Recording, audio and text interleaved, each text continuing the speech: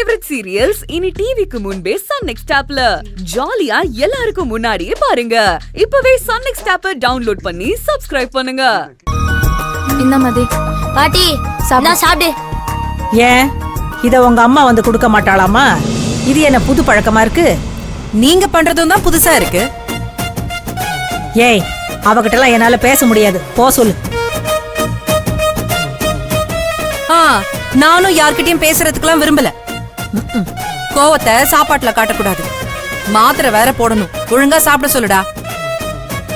யாரோட அக்கறையும் வேணான்னு சொல்லுடா. நம்ம பேச்ச கேட்காதவங்க பேச்ச நாம எதுக்காக கேட்கணும்? சொல்லுடா அவகிட்ட.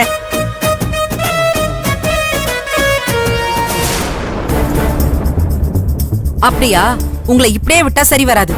இதுக்கு ஒரு முடிவு கட்டியே தான் ஆகணும். இல்லனா தேவையில்லாம மன கஷ்டம் வந்துகிட்டே இருக்கும். எனக்கும் அடிக்கடி பிள்ளைங்க முன்னாடி சண்டை போடுறதெல்லாம் சரியா படல. நீங்க காலையில சீக்கிரமா ரெடி ஆயிடுங்க. நாம வேற ஒரு இடத்துக்கு போகணும். டேய், எங்க என்ன கேளுடா. அத காலையில சொல்றேன். அவங்கள ரெடியா இருக்க சொல்லுடா.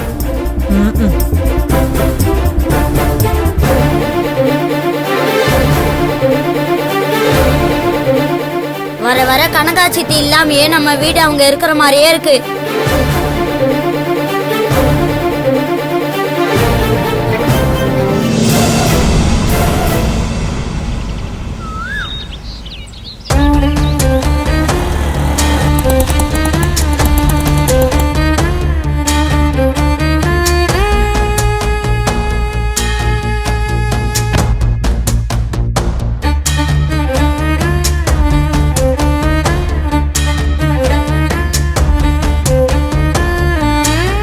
என்னம்மா காலங்காத்தால கோவிலுக்கு கூட்டு வந்திருக்க? இதான் நீ சொன்ன முக்கியமான இடமா? அப்படி என்ன சொல்ல போற? அத வீட்லயே சொல்ல வேண்டியதானே. இந்த வயசான காலத்துல எதுக்கு என்ன அங்கேயும் இங்கேயும் அலைய வைக்கிற? யாரு நீங்க? வயசானவங்க மாதிரியா இப்பெல்லாம் பண்றீங்க? சின்ன பசங்க ஓடி பிடிச்சு விளையாடுற மாதிரி எல்லாம் நீங்க பண்ணிட்டு இருக்கீங்க. அதான் எல்லாத்துக்குமே ஒரு முடிவு கட்டதான் இங்க கூட்டிட்டு வந்திருக்கேன். நீங்க உள்ள வாங்க. இங்கேயே சொல்ல வேண்டியதுதானே.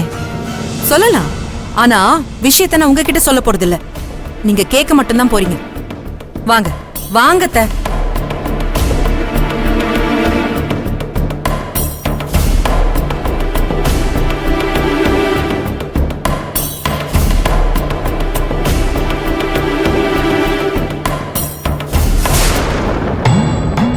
அம்மா, என்ன சுத்தி இருக்கிறவங்க யாருமே என்னோட உணர்ச்சியை புரிஞ்சுக்கவே மாட்டேங்கிறாங்க. என்ன மனுஷியா பாக்குறாங்களே தவிர என் மனச யாருமே பாக்குறது இல்ல. அப்படி இருந்தும் இவங்க மேல எல்லாம் என்னால கோவப்பட முடியல. ஏன்னா ரொம்ப நல்லவங்களா இருக்காங்க. அதுக்குன்னு இவங்க விருப்பத்தை நான் எப்படி என் விருப்பமா ஏத்துக்க முடியும்? என்ன நம்பி பிறந்த என் 2 குழந்தைங்க இருக்காங்க. அவங்களுக்கு நம்பிக்கையே நான் தானே. அந்த நம்பிக்கையை பொய்யாக்குற மாதிரி ஒரு வாழ்க்கையை நான் எப்படி வாழ முடியும்? ஒரு தாயா என் பிள்ளைங்களுக்கு நான் வாழறது தானே சரி.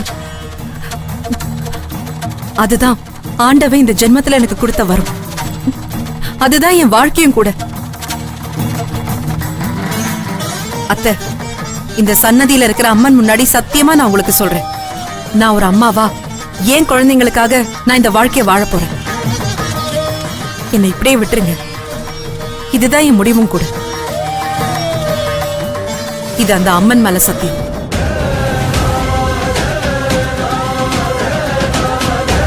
வினோ,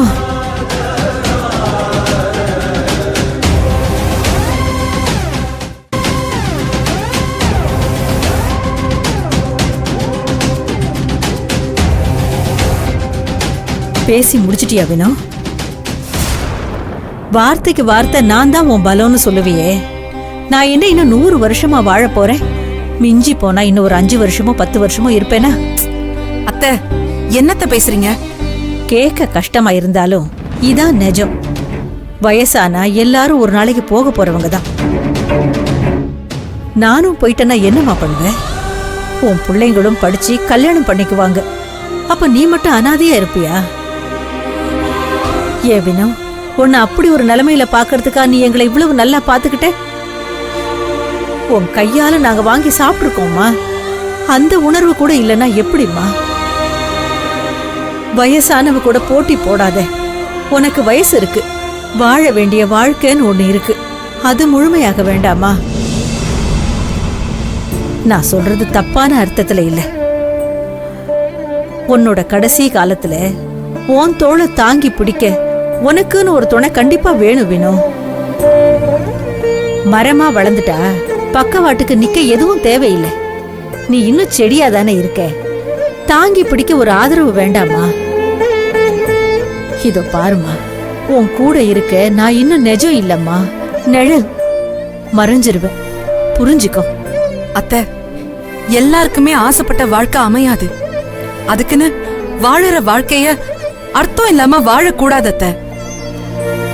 நான் வாழறதுக்கான அர்த்தம் இங்க நிறைய இருக்கு.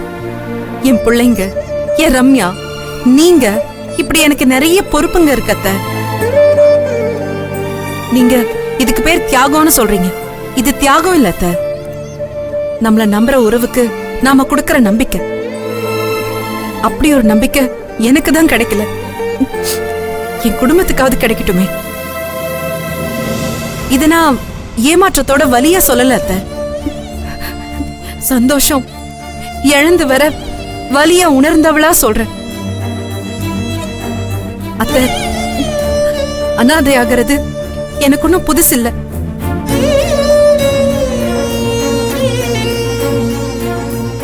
அம்மாடி, அந்த கஷ்டம் உனக்கு திரும்பவும் வந்துடக்கூடாதுங்கிறதுக்கு தாம்மா ஒரு தாய் ஸ்தானத்துல இருந்து ஒரு மகளுக்கான நல்லதா நினைச்சு சொல்றேன். நீ எப்படி ஒரு தாயா உன் பசங்களோட வாழ்க்கைக்காக வாழணும்னு நினைக்கிறியோ, அதேதான் நானும் ஒரு தாயா என் மக வாழ்க்கையை சரி பண்ணணும்னு நினைக்கிறேன். இதுல என்ன தப்பு இருக்கு சொல்லு?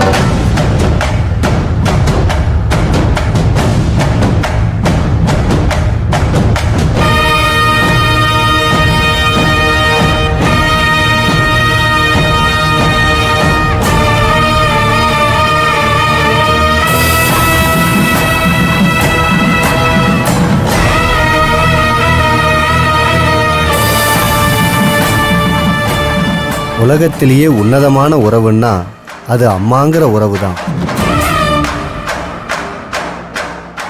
வார்த்தை சின்னதா இருந்தாலும் அதோட உணர்வு ரொம்ப பெருசு.